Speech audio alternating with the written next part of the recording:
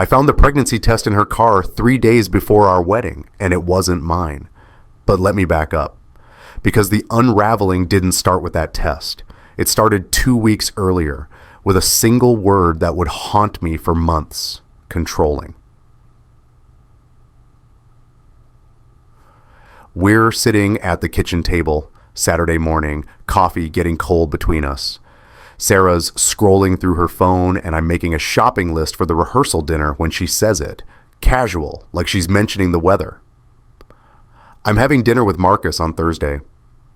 I look up. Marcus, her ex-boyfriend from college, the one she dated for 3 years, the one whose name still pops up occasionally in her stories about the good old days. Marcus, I repeat. Your ex-Marcus. Yeah. She doesn't look up from her phone. He's in town for work, wants to catch up. I set down my pen. Okay, where are you guys going? Haven't decided yet. Probably that Italian place downtown. Bellissimo? The one we went to for our anniversary? It's just a restaurant, Jason. Her tone sharpens. It's not like we own it. I didn't say we did. I'm just asking questions.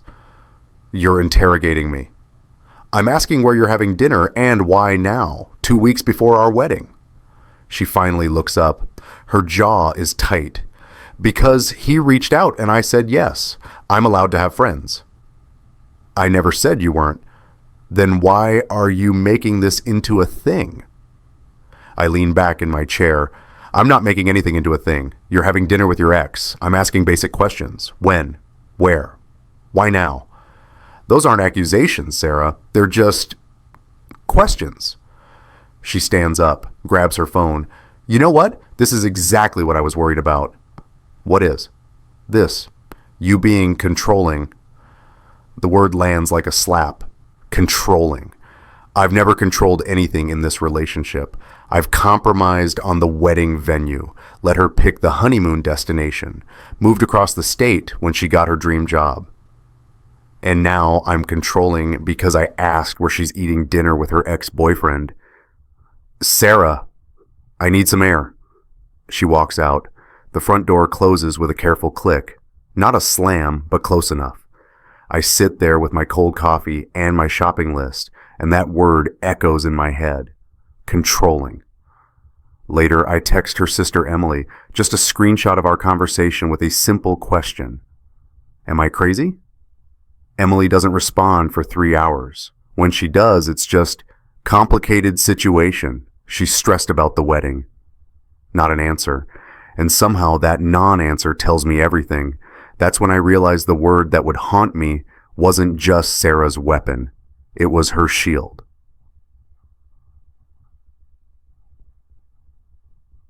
Thursday comes. Sarah leaves at 6:30. She's wearing the blue dress, the one I bought her for her birthday last year, hair curled, perfume I don't recognize. You look beautiful, I say. Thanks. She kisses my cheek, lips barely touching skin.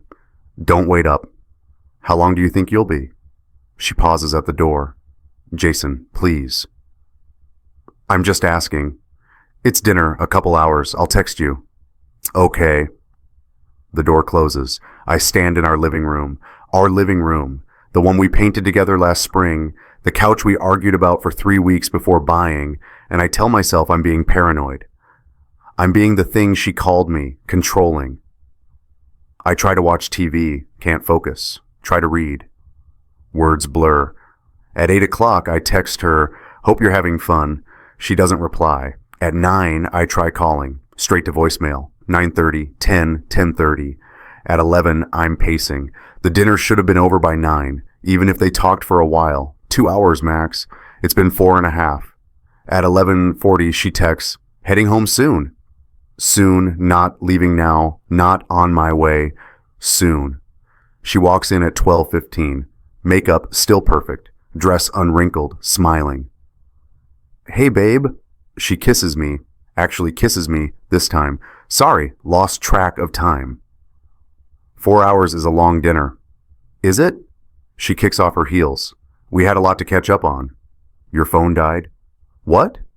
I called twice. It went to voicemail. She pulls out her phone, glances at the screen. Oh, I had it on silent. You know how restaurants are. I nod, say nothing.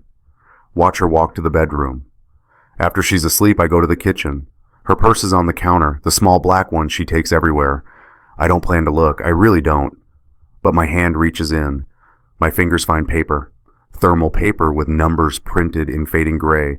It's a receipt. From Bellissimo, 2 entrees, 1 shared dessert, a bottle of wine, total 180.47, card ending in 7883. Her personal card, not our joint account. I memorized the details. 2 entrees, grilled salmon, 34, filet mignon, 48. Wine, Chateau Margaux, 2016, 82. 1 creme brulee, 12. The dessert they shared was the same one from our first date. The wine was the same bottle we drank the night I proposed. Friday morning, I make breakfast. Eggs, toast, coffee. Normal. Everything normal. How was dinner? I ask. She's scrolling through her phone again. Fine, good. It was nice to catch up. What did you guys talk about? Oh, work, life, old times. Sounds fun. Where'd you end up going? She looks up, pauses for just a fraction of a second. This little place near his hotel. Nothing fancy, just appetizers. Appetizers? Yeah, we weren't that hungry. I sip my coffee. Taste nothing. What time did you leave? 9:30? Something like that. The receipt timestamp burned into my brain says 11:03 p.m. Cool, I say. Glad you had fun. She smiles, goes back to her phone. I stand at the sink, washing dishes that don't need washing, and I realize I'm holding proof of a lie. A small lie, maybe meaningless, but a lie nonetheless. 2 entrees become just appetizers. 4.5 hours becomes we left by 9. Bellissimo, our place, becomes some little place near his hotel. Small lies, tiny adjustments to reality, but lies are like threads. Pull one and the whole thing might unravel. I decide to pull. That evening, I bring it up. Casual, light. Hey, I found a receipt in your purse from last night. Her face doesn't change. Okay? You said you just had appetizers. Did I? Yeah, this morning. You said you went to some little place and had appetizers. She sets down her wine glass. Are you really doing this? Doing what? Going through my purse, checking receipts, interrogating me about dinner. Sarah, the receipt shows 2 full entrees, a shared dessert, and an $80 bottle of wine. That's not appetizers. That's a 4-course meal. So what? So you lied. I didn't lie. I forgot what we ate. It's not a crime. You said you left by 9. The timestamp shows 11. She stands up. Her chair scrapes against the floor. You know what this is? This is controlling. This is you tracking my every move, timing my dinner, going through my things. This is exactly what I was afraid of. I'm not tracking anything. I found a receipt, and it didn't match what you told me, because I don't remember every detail of every meal. God, Jason, we're getting married in less than 2 weeks. Can you please just trust me? I want to. Then do. She walks out. Bedroom door closes, locks. I stand there holding the receipt, and I notice something I missed before. The wine, Chateau Margaux 2016, the same bottle we shared the night I proposed. The night she cried happy tears and said yes and told me I was the only man she'd ever love, and she shared it with him. Sunday morning, laundry day. I'm sorting clothes, darks, lights, delicates. Her coat pocket feels heavy. I reach in. It's a phone, not her phone. A second phone. iPhone 12 in a pink silicone case, scratched at the corners. Screen protector cracked in a lightning bolt pattern. No Face ID setup, just a 6-digit passcode screen. My hands are shaking. I carry it to the living room. Sit on the couch. Stare at this object that shouldn't exist. A burner phone, a secret phone, a phone I was never supposed to find. I call Leo, my best friend since high school, voice of reason, professional skeptic. What's up? I found a second phone, I say, in Sarah's coat. Silence on the line, then, shit. Yeah. You try to open it? No password. You could... He stops. Actually, no, don't guess. If you guess wrong multiple times, it could wipe. What do I do? You could ask her. And if she denies it, then you know. Know what? That she's willing to lie about something you're holding in your hand.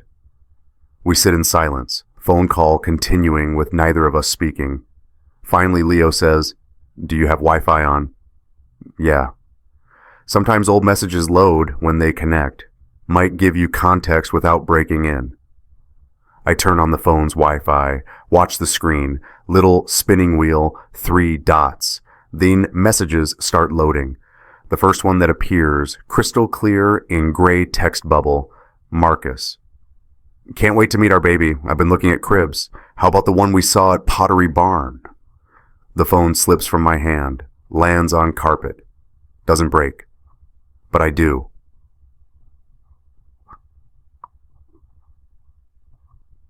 I'm still sitting there when Sarah comes home from the grocery store. She's humming, reusable bags in both hands. Doesn't notice me at first. Then she sees the phone on the coffee table. Her face doesn't just change, it drains, color leaving like water down a pipe. Where did you find that? Not a question, a statement, flat, dead. Your coat pocket, doing laundry. She sets down the bags, slowly, carefully, like she's defusing a bomb. Jason, are you pregnant? Silence. Sarah, are you pregnant? It's complicated. Yes or no? Yes. The word hangs there. Yes. Simple, brutal, true. Is it mine? She doesn't answer. Sarah, is the baby mine? I don't know. I laugh. Can't help it. A bitter sound that tastes like metal. You don't know. We need to talk about this. We're talking. Not like this. You're upset. I'm upset. I find a second phone with messages from your ex talking about our baby. Our baby, Sarah, not my baby. And you're surprised I'm upset? She sits down, across from me, hands folded in her lap. It's not what you think. Then tell me what it is. Marcus and we've been talking, on and off, nothing serious, just talking. About your baby. About a lot of things. Including the baby you're having. With him, while planning a wedding with me. She flinches. You're twisting this. I'm twisting nothing. The message says, our baby. Oh, you are plural, possessive, him and you, not me. You don't understand the context? Then give me context. She looks at her hands, at the carpet, at the phone sitting between us like evidence at a crime scene. How far along? I ask. 8 weeks. I do the math. Quick, brutal. 8 weeks ago was mid-February Valentine's Day weekend. Jason, you had food poisoning that weekend, remember? You couldn't come to my mom's birthday dinner. You stayed home, sick, in bed. She says nothing, except you weren't home, were you? I was confused. Where were you? With Marcus. 3 words, quiet, small. They detonate my entire life. With Marcus, I repeat, on Valentine's Day. While I was at my mother's birthday dinner explaining to my family why my fiancée couldn't make it, you were with Marcus. It was one night. It didn't mean anything. I stand up. Can't sit anymore. Can't be still. You've been planning our wedding, picking flowers, choosing songs, addressing invitations, and the whole time you've been carrying his child. I didn't know until recently. When? 2 weeks ago. 2 weeks? Right before your dinner with him? Yes. The dinner you said was just to catch up. It was. You had dinner with the father of your child and told me it was just catching up. She stands too. You're making this sound worse than it is. How could it possibly be worse? You're pregnant with your ex-boyfriend's baby 3 days before our wedding. What part of that am I exaggerating? You're being cruel. I'm being honest. You're being controlling. And there it is again. That word, her shield, her sword, the thing she says when she doesn't want to answer questions. I walk to the closet, pull out my overnight bag. What are you doing? Leaving. Jason, please, we can work through this. I look at her, really look at her. The woman I thought I'd spend my life with. The woman wearing the ring I bought, carrying another man's child. Work through what, Sarah? The lying, the cheating, the secret phone, the fake food poisoning, the second life you've been living while planning our wedding. I made mistakes. Mistakes are forgetting to buy milk. This is something else entirely. I zip the bag, head for the door. You'll never prove anything, she says. I stop, turn around. She's standing in the middle of our living room, and her face has changed. No more apologetic, no more soft. Something harder underneath. Something that was always there, maybe. Something I never saw. What did you say? You'll never prove anything, she repeats. It's your word against mine. You went through my things. You invaded my privacy. Who's the controlling one now? I look at this person, this stranger wearing Sarah's face, and I realize I don't need to prove anything to her. I need to prove it to myself. I stay at Leo's apartment that night, sleep on his couch. Don't sleep, really. Just stare at the ceiling and replay every moment of the last 6 months, looking for signs I missed. Monday morning, I start making calls. First call, Emily, Sarah's sister, the one who went silent when I asked if I was crazy. Emily, I need to ask you something, and I need you to be honest. Jason, I really don't want to get in the middle of... Did you know she was seeing Marcus? Silence, long enough to be an answer. Emily. I had concerns. What kind of concerns? She'd mention him, more than usual, and there were times she'd cancel plans with me because of work, but then I'd see her car wasn't at her office. How long? Jason, how long have you suspected? Since Christmas, maybe before. 4 months. Her own sister knew for 4 months. Why didn't you tell me? She's my sister. I hoped I was wrong, and it wasn't my place to... I hang up, can't listen anymore. Second call. Her maid of honor, Jessica. They've been friends since college, shared an apartment for 2 years. Jess, it's Jason. Quick question. Have you seen Sarah with Marcus recently? Pause, then, why are you asking? Because I found out they've been seeing each other. I'm trying to figure out how long this has been going on. Oh, God. Her voice drops. Jason, I'm so sorry. You knew. I saw them. At a coffee shop in March, they were close, holding hands across the table. I asked her about it later, and she said they were just talking through old relationship stuff. Closure, she called it. Closure that involves holding hands. I know how it sounds. I should have said something. Yeah, you should have. Third call, her coworker, Amanda. They have lunch together every Thursday. Amanda, this is Jason, Sarah's fiancé. Did she ever mention Marcus to you? Marcus? Her ex? Yeah, she talked about him sometimes. Recently. Oh yeah, she said they'd reconnected, that he'd reached out and they were working through some old stuff. She seemed really happy about it, actually. Happy? Yeah. She said it felt good to have closure, to end things on good terms. When did she tell you this? February, maybe early March? Did she mention seeing him? She said they'd gotten coffee a few times, and I think she mentioned dinner once or twice. Is everything okay? I hang up. The calls continue. Her gym friend, her book club organizer, a former roommate. Not one person says, "What are you talking about?" Not 2 people. 7 people confirm seeing her with Marcus, hearing about Marcus, noticing something off. 7 people knew, and no one told me. If you've ever been called too much for asking honest questions about someone's behavior, drop an "I understand" in the comments. You're not crazy. You're not controlling. You're protecting yourself. The final call is the one that breaks me.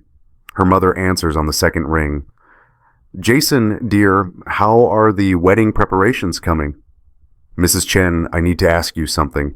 Did you know Sarah was seeing Marcus again? The silence is different this time, heavier, sadder. Oh, Jason, she says, I was wondering when you'd find out. My throat closes. You knew. I suspected. She'd mentioned him in passing, too often, too fondly. And there was a night in February when she said she was visiting me, but I was at my sister's house in Seattle. She didn't know I'd left town. Why didn't you tell me? Because I'm her mother, and I hoped I was wrong. I hoped she'd come to her senses before... She trails off. I'm so sorry, Jason. You deserve better than this. I thank her, end the call, sit in Leo's apartment with my phone in my hand and a list of people who watched me walk toward a cliff and said nothing. The woman who raised her couldn't save us. Tuesday, I do something I never thought I'd do. I call a lawyer. Her name is Patricia Moss, Leo's cousin, family law specialist. She meets me at a coffee shop downtown, listens to everything without interrupting. When I finish, she sets down her pen. Jason, I need to ask, did Sarah ever put you down as her emergency contact on medical forms? Yeah, last year when she switched insurance. I'm listed on all her... I stop. Wait. If you're her emergency contact and medical proxy, you have legal right to request records, especially if there's a question of paternity regarding a potential stepchild. Is that ethical? It's legal. And given that she's claiming the child could be yours, you have a vested interest in medical documentation. 3 days later, I have a manila envelope, thick official, 37 pages of clinical language that reads like an autopsy of my relationship. Patient name, Sarah Chen, da betrayal, 06, just 15th to 1994, first prenatal visit, March 28th, 2024. I flip to the relevant section. My hands are shaking, but my voice, when I read it aloud to Leo to give it reality, is steady. Estimated gestational age, 8 weeks, 3 days. Estimated date of conception, February 12th, 2024. Last menstrual period, January 29th, 2024. Patient reports mild nausea attributed to food poisoning on February 14th. February 14th, Valentine's Day. The night she said she was too sick to come to my mother's birthday dinner. The night she was with Marcus. Leo is reading over my shoulder. There's more. I turn the page. Ultrasound performed March 28th, 2024. Fetal heartbeat detected. 142 BPM. Crown rump length 21 millimeter. Estimated due date October 23rd, 2024. Patient emotional during exam. When asked if father would attend next appointment, patient became tearful and stated, "It's complicated." 142 BPM, 142 beats per minute. A number, a heartbeat, a life, and it's not mine. There's a note at the bottom, Leo says quietly. Patient requested clinic location 40 miles from residence. When asked about preference, stated, "I need privacy. My fiancé can't know yet." The clinic is in Marcus's town. She drove 40 miles to hide a pregnancy from me while planning our wedding. Patricia reviews the documents later that day, sits in her office with reading glasses on, taking notes. This establishes timeline, she says. Conception window doesn't align with your intimate history, correct? We hadn't been intimate for 6 weeks before that date. She said she was stressed about work. And you believed her. I had no reason not to. Patricia looks at me over her glasses. Jason, in situations like this, documentation is everything. These records prove she knew the paternity was questionable and actively concealed it. That matters in court. Court? If she tries to claim you're the father, if she comes after you for support, if she attempts to establish parental rights, you'll need proof. This is proof. I look at the pages spread across her desk. Medical records, ultrasound images, clinical notes documenting lies in physicians' handwriting, proof that the woman I loved was someone I never knew. Wednesday afternoon, I do something that surprises even me. I call Marcus. I found his number in the screenshots from the burner phone, saved them before she could delete anything. Leo helped me extract the data. Turned out the phone wasn't password protected after all, just set to lock after 30 seconds of inactivity. The text chains went back 4 months, hundreds of messages, intimate, planning, future building, and one text from Marcus that changed everything. Can't believe we're finally doing this. After you divorce the controlling ex and we get settled, we can start fresh. You, me, and our baby. Divorce. The controlling ex. She told him we were already broken up, that I was her past, that he was her future. I call his number. He answers on the 3rd ring. Hello. Marcus, this is Jason, Sarah's fiancé. Silence. Then, her what? Fiancé, we're getting married this Saturday, or we were supposed to. That's not... She said you guys broke up. She said... She lied. To both of us. More silence. I can hear him breathing, processing. I think we should meet, I say. We meet at a diner, neutral territory. He's already there when I arrive, sitting in a back booth, looking as wrecked as I feel. Marcus is tall, athletic, the kind of guy who probably played college basketball. He stands when I approach, then seems to realize how absurd the gesture is and sits back down.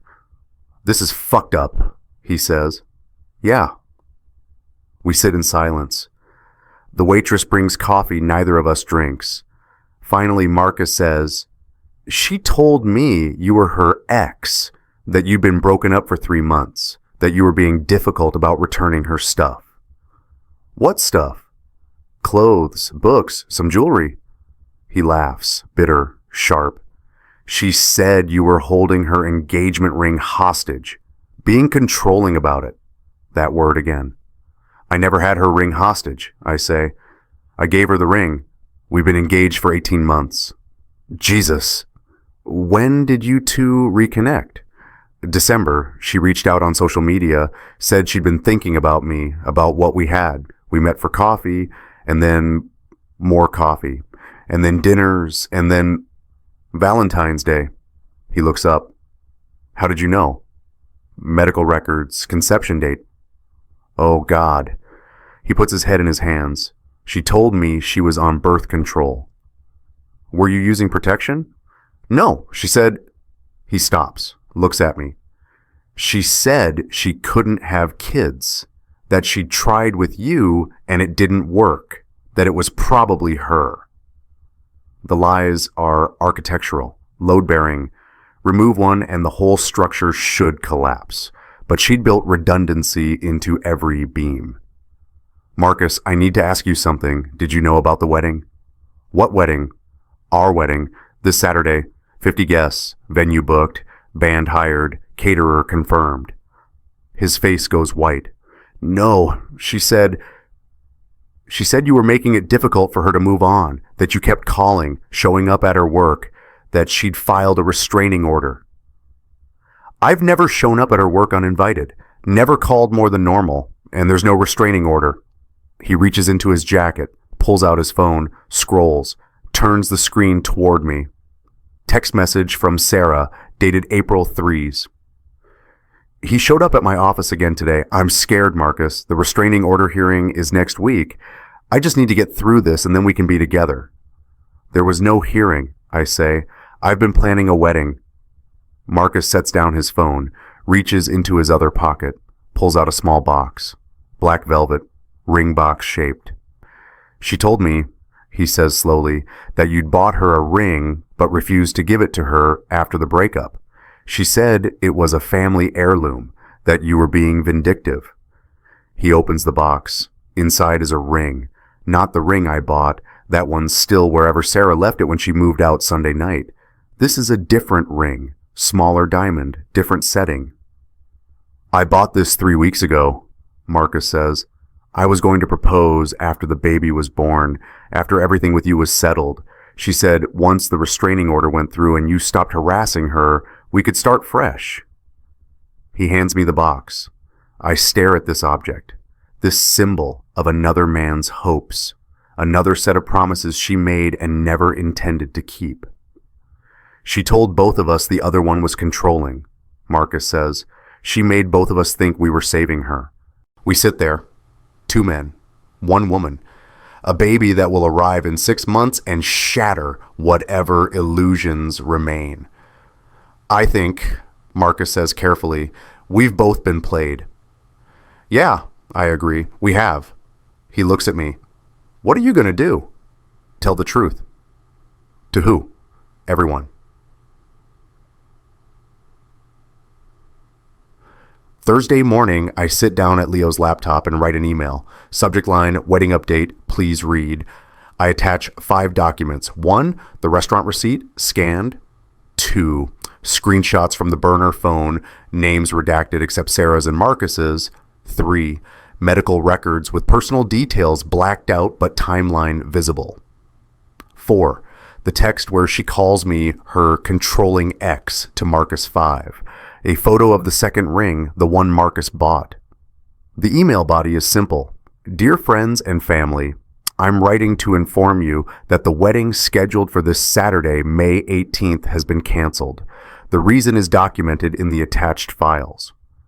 I've learned that Sarah has been in a relationship with her ex-boyfriend Marcus for the past 4 months and is pregnant with his child. She told me the baby might be mine. She told Marcus I was her ex and had been harassing her. Neither statement is true.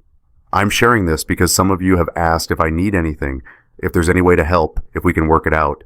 The answer is in the evidence. I won't be providing further explanation or engaging in debate. The facts speak. Thank you for your support during this time. Your deposits will be refunded by the venue. Jason and I hover over the send button, 47 email addresses, wedding party, close family, select friends who'd taken time off work to attend. Leo is standing behind me. You sure about this? No, but I'm doing it anyway. I click send. The email goes out at 9:47 a.m. By 10:15, my phone is exploding. Texts from my mom, my brother, my college roommate, 3 groomsmen, the officiant, my aunt, the band leader. Everyone says some version of the same thing. Oh my God, or I'm so sorry, or what the fuck. At 10:30, I get a text from Jessica, the maid of honor. Jason, I just saw your email. I'm horrified. I should have said something. I'm so sorry. At 10:45, my phone rings. Unknown number. I answer.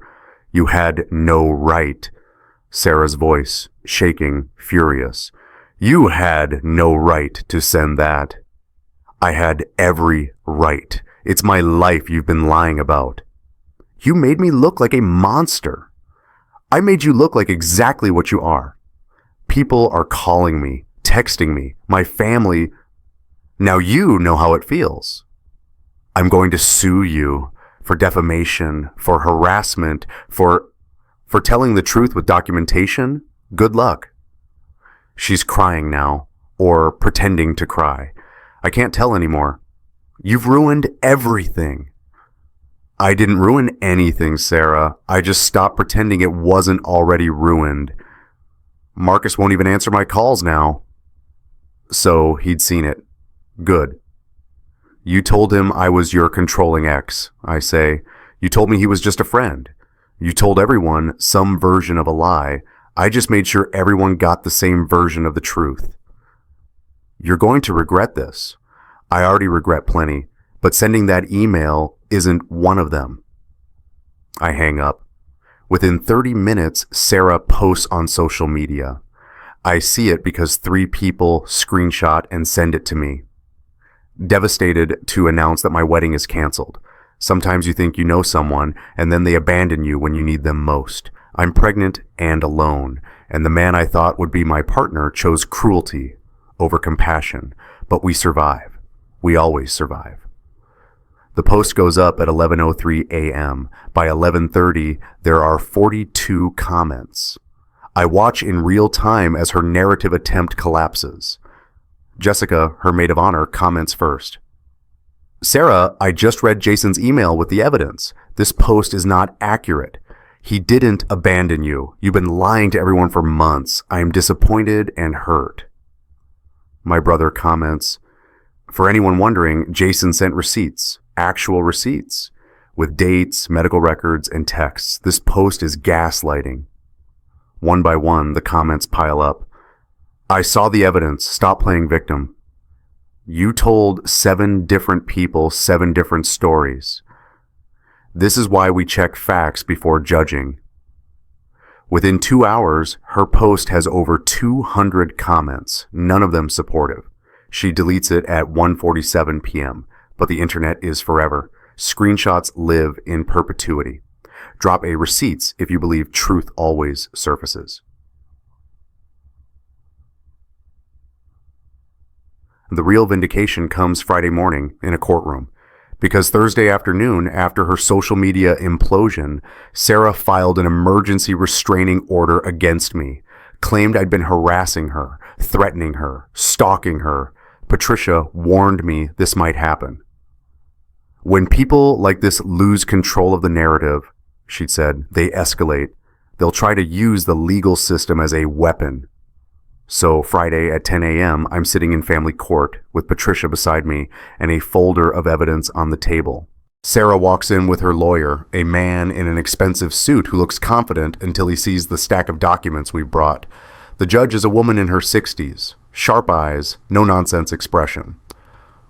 This is a petition for emergency restraining order, she says. Ms. Chen, you're alleging that Mr. Jason Morrison has been harassing and threatening you. Is that correct? Yes, Your Honor. Sarah's voice is small, fragile. He's been showing up at my home, calling constantly, sending threatening emails. The judge looks at me. Mr. Morrison? I stand. Your Honor, I have evidence that contradicts every claim.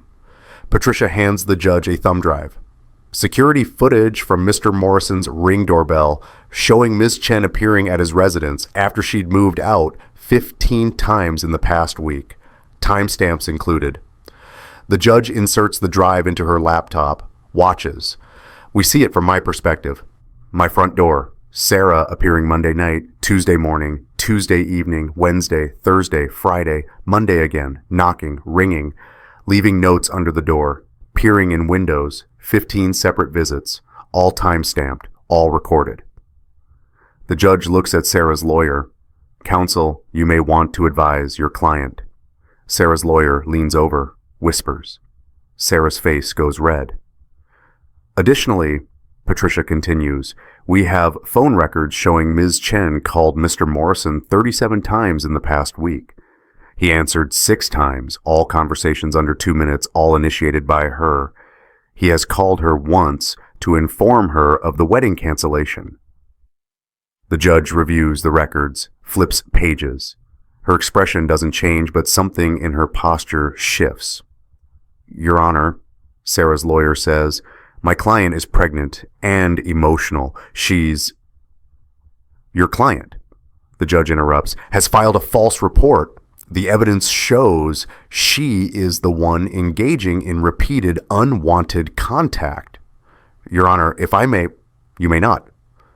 The judge closes the folder, looks at Sarah directly. Ms. Chen, filing a false restraining order is perjury. It's a criminal offense. It wastes court resources and makes it harder for actual victims to seek protection. Do you understand the severity of what you've attempted here? Sarah says nothing.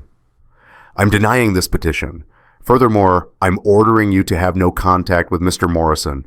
If you approach him, call him, text him, or communicate through third parties, you will be held in contempt. Am I clear? Yes, Your Honor, Sarah whispers. And Ms. Chen, I suggest you speak to your attorney about the consequences of perjury. Court adjourned. We walk out into the hallway. Sarah and her lawyer go left. Patricia and I go right. That, Patricia says, was the most clear-cut case of projection I've seen in 15 years. What happens now? Now. You move on. She can't contact you. If she tries, she faces criminal charges. You're free. Free. The word should feel lighter than it does. The DNA test happens 2 weeks later. Marcus calls me. First time since the diner.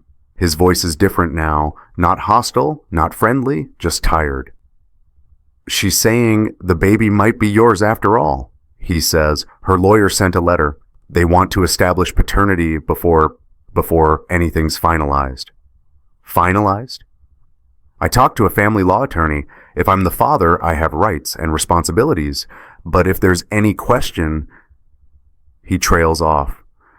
I need to know, Jason, and so do you. Yeah, I agree. We do. Patricia arranges it.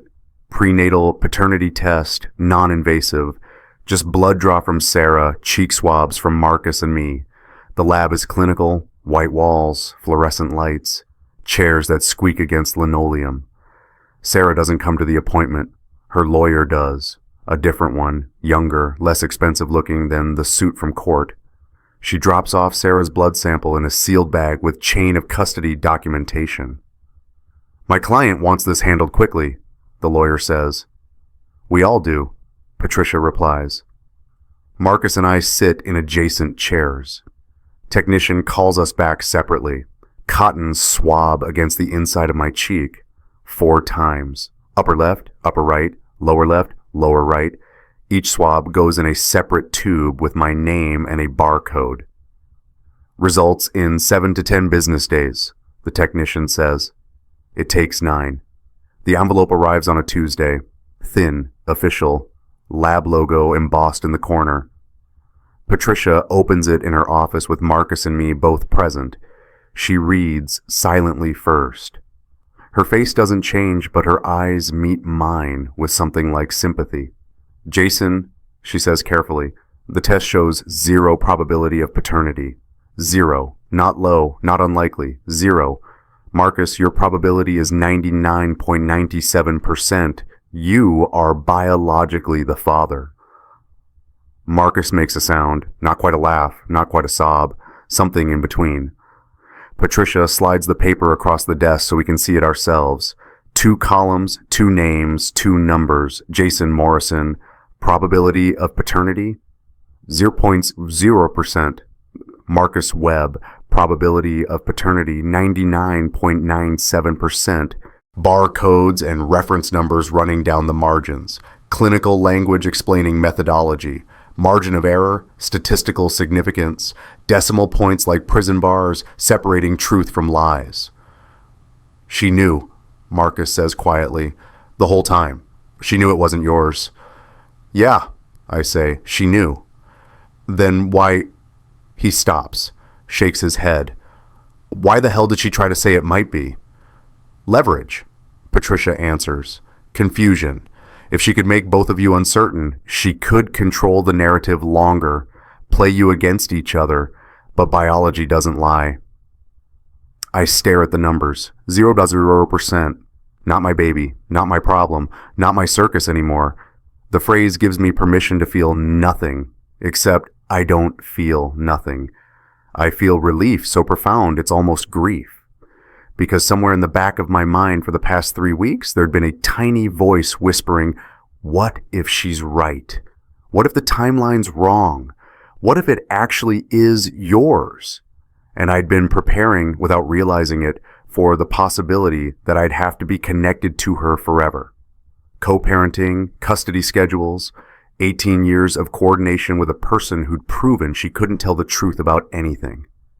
This paper in my hand is freedom. 0.0%.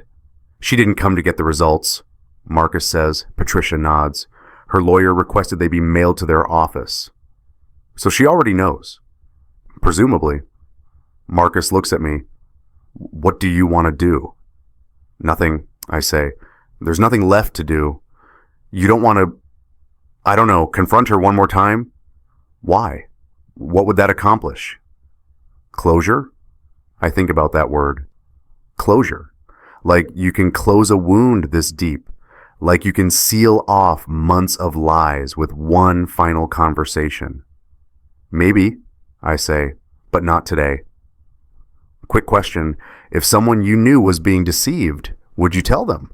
Type 1 for yes, 2 for it's complicated. Let's see where we stand as a community. The confrontation, if you can call it that, happens 3 days later. She texts me, first contact since the restraining order denial. Can we talk? Just once, please. I show Patricia. She's violating the no contact order. Technically, one text asking to meet isn't harassment, but you don't have to respond. What if I want to? Then meet in public, bring a witness, document everything. I text back, coffee, Main Street Cafe, tomorrow at 2, bring nothing but yourself. She replies immediately, thank you. Leo goes with me, waits in his car across the street. I sit in a back booth with my phone recording in my pocket, legal in our state with one-party consent, and wait. She arrives at 2:07, 7 minutes late. She's wearing the blue dress again, the one from the dinner with Marcus, hair down, no makeup. She looks smaller somehow, diminished. She slides into the booth across from me, doesn't order anything. Thank you for meeting me, she says. You have 10 minutes. Jason, She stops, starts again. I know I can't fix this. No, you can't. But I need you to understand, it wasn't about hurting you. Then what was it about? I was confused. Marcus and I have history. When he reached out, it brought back all these feelings. And I didn't know how to handle it, so I just didn't. I kept moving forward with the wedding because that felt safe.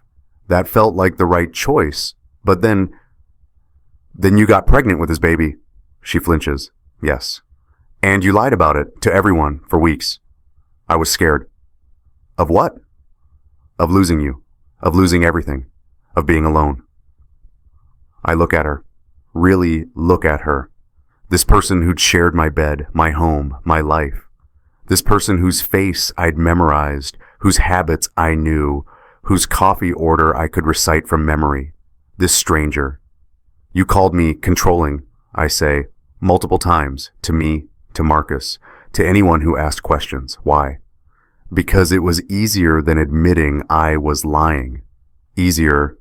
Yes, if I made you the bad guy, the jealous fiancé, the controlling partner, then no one would question me. They'd feel sorry for me instead. Did you ever love me? The question surprises both of us. I hadn't planned to ask it, but now it's hanging there between us, and I realize I actually want to know. She looks at her hands, folded on the table. No ring anymore. I loved who you were to me, she says finally. I loved feeling safe. Feeling chosen, having someone who showed up, who did what they said they'd do, who made me feel like I mattered. That's not the same as loving me. I know. You love the idea of me, the function I served, not the actual person. Maybe. I don't know. Does it matter? To me, yeah, it does. She looks up, eyes wet. Did you ever love me? And here it is. The question I've been asking myself for 3 weeks. The one I've been avoiding because the answer is complicated and simple and devastating all at once. I love the woman who brought me coffee in bed, I say slowly, who sang off-key in the shower, who laughed at my terrible jokes, who said we'd build a life together. That woman, I loved her completely. Sarah nods, waiting. But that woman never existed, I continue. She was a character you played, and mourning someone who was never real, that's the loneliest kind of grief. A tear runs down her cheek. She doesn't wipe it away. I'm sorry, she whispers. For which part? All of it. Every lie, every choice, every time I made you feel crazy for trusting your instincts. You made me doubt myself, my perception, my memory. You'd tell me something happened one way, and when I remembered it differently, you'd act like I was inventing things. Do you know how destabilizing that is? I know. Do you? Because that's not just lying, Sarah. That's psychological. That's making someone question their grip on reality. I know, she says again, quieter. We sit in silence. The cafe hums around us, other people's conversations, normal problems, regular lives. What happens now? She asks. Now? You have your baby with Marcus. You figure out custody and co-parenting and all the things that come with bringing a life into this mess. And I pause. I move on. To what? To a life that isn't built on lies. Do you hate me? I think about that, really think about it. No, I say finally. I don't hate you. I just don't know you. And I don't think I ever did. She reaches across the table. Her hand stops halfway, hovering. I don't take it. Can I ask you something? She says. One question. Why did you send that email? To everyone? You could have just canceled the wedding quietly, but you chose public. Why? I lean back. Consider my answer. Because you tried to control the story, I say. You were going to paint me as the villain, the controlling ex who abandoned you. I saw it starting, the social media post, the restraining order. You were building a narrative where I was the monster and you were the victim, and I couldn't let that stand. So you humiliated me. No, I told the truth with evidence. There's a difference.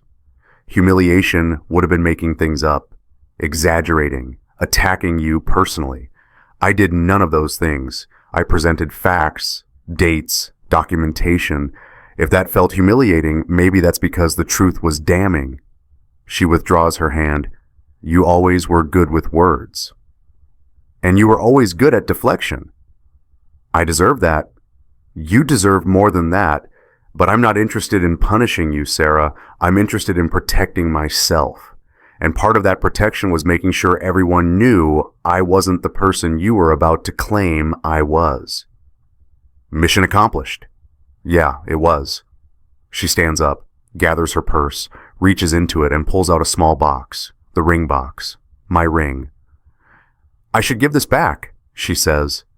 She sets it on the table, slides it toward me. Her hands are trembling. I pick it up, open it. The ring is still there. Platinum band, 1.2 carat center stone, 8 months of saving, 18 months of promise. I had it appraised, I say, after you moved out. I needed to know it was real, that at least one thing between us was authentic. And it's real. 3 grams of metal, confirmed genuine, worth about 60% of what I paid, but that's retail markup. What will you do with it? Sell it. Use the money for therapy. Turn a symbol of broken trust into actual healing. She nods. That's very you. What's very me? Practical, forward-thinking, taking something painful and making it useful. I learned from the best. You turned your lies into a very useful shield. She flinches again. Deserved. I should go, she says. Yeah, you should. She walks to the door, stops, turns back. Jason? What? You called me controlling, but control means power. I never had any. You'd taken it all. I look at her. This final attempt at rewriting history, this last grasp at flipping the script. Sarah, that's not how power works. Control isn't asking where you're having dinner. Control is lying about where you're going. Control isn't requesting honesty. Control is punishing someone for seeking truth. You didn't lose power. You never let me have any in the first place. That's not... You told me when to doubt myself, when to apologize, when to accept your version of events over my own memory. You decided what truth was. That's control. And you're right about one thing. I didn't have it. You did. The whole time. She opens her mouth, closes it, opens it again. I hope you find happiness, she says finally. I hope you find honesty, I reply. She leaves.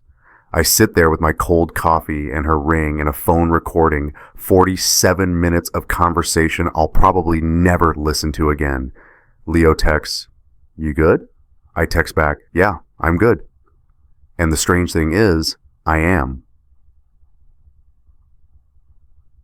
6 months later, I'm sitting in my new apartment, smaller than the place Sarah and I shared, but it's mine. No ghosts, no memories of lies, just walls I painted myself and furniture I chose alone. The wedding venue sent a refund check. Took them 4 months to process, $7,450. Memo line, venue cancellation refund, Brentwood Gardens. I deposit it. Then I write a check for the same amount to Hope House Shelter, local organizations supporting domestic abuse survivors, people escaping relationships where control wasn't just a word thrown around in arguments, but an actual threat to safety. Turning canceled promises into actual help feels right. My journal sits on the coffee table. I started writing after everything fell apart. Patricia suggested it. Document your healing, she'd said, the same way you documented the hurt. I flip back to March 15th. Rock bottom. The entry is short.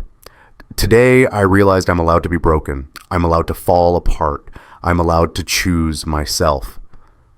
It took 6 months to believe those words, but I do now. The doorbell rings. Leo with pizza and beer. Friday tradition. We've been doing this every week since I moved in. How you feeling? He asks. Good, actually good. Not fine, good, or actually good? Actually. We eat pizza, watch a game. Don't talk about Sarah, don't talk about Marcus, don't talk about any of it. Around 10, Leo says, did you hear? Hear what? Sarah had the baby last week, a boy, 7 pounds, 8 ounces. I feel nothing, not curiosity, not pain, not even relief.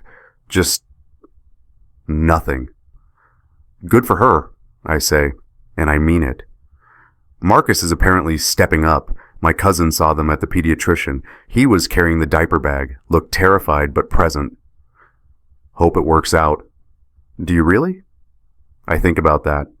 Yeah, I do. Not for her sake, for the kids. Every child deserves parents who show up. Leo nods.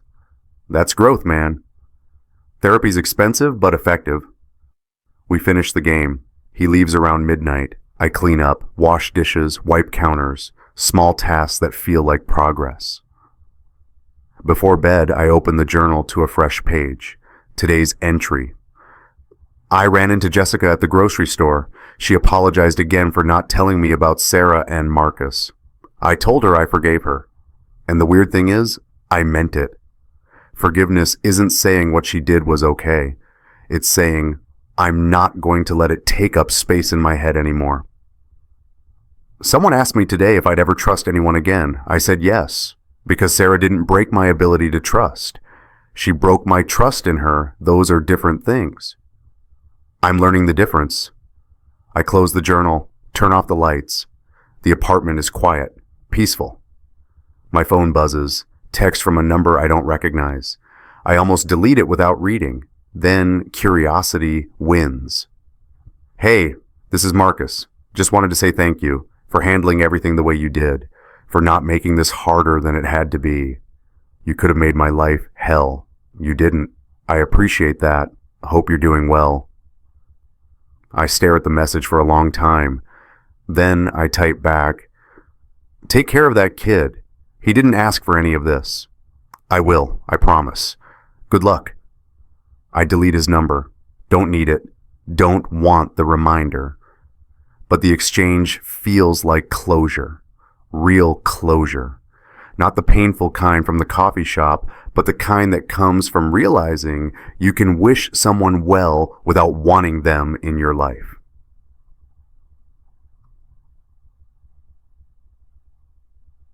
One year later, I'm at my brother's wedding, standing up as best man, watching him marry the woman he loves, the woman who makes him laugh, who shows up, who tells the truth even when it's hard. During the reception, my aunt corners me. When are you getting back out there? I'm already out there, I say, just taking my time. You can't let one bad experience ruin you for everyone else. I'm not ruined, I'm careful. There's a difference. She pats my hand, means well, doesn't understand. Later, I'm standing outside in the cool evening air when my mom finds me. You okay, honey? Yeah, Mom, I'm good. You seem different, lighter. I feel lighter. She hugs me. I'm proud of you for how you handled everything, for choosing yourself. Someone told me I was allowed to do that. You're always allowed. We stand there, mother and son, watching people dance through the windows, celebrating love that might work, might last, might be real. "Do you think you'll get married?" she asks. "Maybe, someday, when I meet someone who doesn't need me to doubt myself for them to feel secure." That's very specific. "I've earned specificity." She laughs. "Yes, you have." Inside, my brother is dancing with his wife. They're laughing, stumbling through steps neither of them knows. It's awkward and genuine and beautiful. That's what it should look like, I think. Not perfect, just honest. If you believe the truth always surfaces eventually, hit that share button. Someone in your life might need to hear this story right now.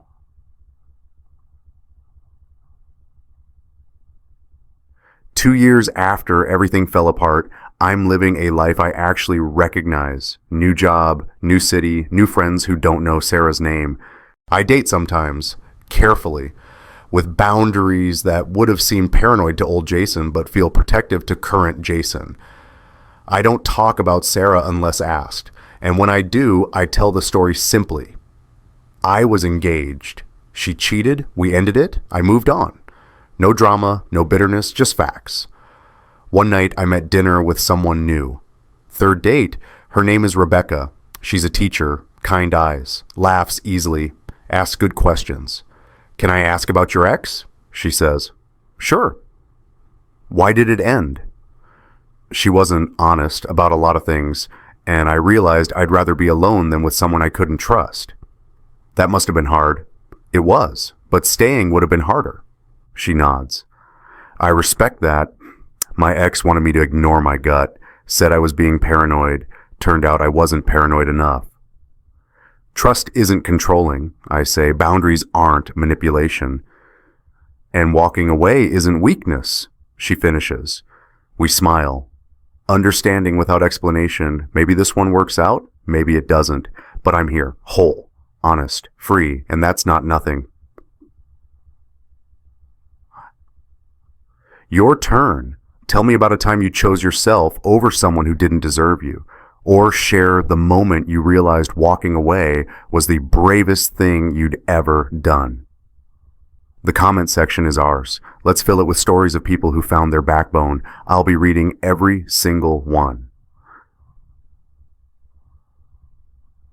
Late one night, 3 years after the wedding that never happened, I'm cleaning out old boxes when I find the journal from that first year. I flip through it, pages and pages of pain, processing, growth. The last entry, dated 1 year and 3 days after Sarah walked out of the coffee shop. Today, someone asked if I regret how I handled everything, if I wish I'd been quieter, more private, less public with the evidence. I said no. Because here's what I learned. Trust isn't controlling. It's asking for honesty and believing you deserve it. Boundaries aren't manipulation. They're protecting your peace and refusing to negotiate it away. And walking away isn't weakness. It's wisdom. I close the journal, put it back in the box, seal it with tape. Some stories don't need to be revisited. They just need to be acknowledged, learned from, and released. The box goes in storage. The lessons stay with me. And life, real, honest, messy, beautiful life, continues forward. If this story hit you, I share more just like it every week. Real stories, real evidence, real justice. Subscribe so you don't miss the next one. Because these stories, they need to be told.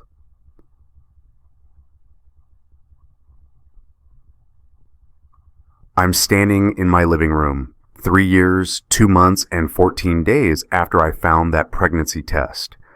The framed photo on my wall shows my family at my brother's wedding. Mom, dad, brother, sister-in-law, niece who wasn't born yet when Sarah left. People who show up, people who tell the truth, people who love without conditions. My phone buzzes, unknown number. I almost ignore it. Then I read the message. This is Patricia Moss. Wanted to let you know I'm retiring.